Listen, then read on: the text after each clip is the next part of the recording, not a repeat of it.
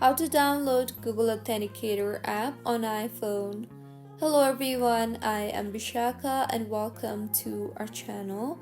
Now, let's get right into the tutorial. Firstly, make sure you are connected to a proper working internet connection. And now go ahead and open App Store on your device. Tap on the search bar there and search for Google Authenticator, and then tap on the Google Authenticator option. Now, if you have previously downloaded the application, you will see the download button with little cloud-like icons, so tap on that for the download to begin. And if you have not downloaded the application previously, you will see the Get button.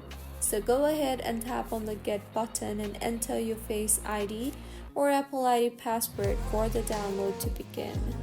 Wait for the download to complete, and once downloaded, launch the app by simply tapping on the Open option you see there, and this is how you can install the Google Authenticator app. If you find this tutorial helpful, please like the video and do comment if you have any queries. Also, do subscribe to our channel for more helpful tutorials like this. See you on the next one.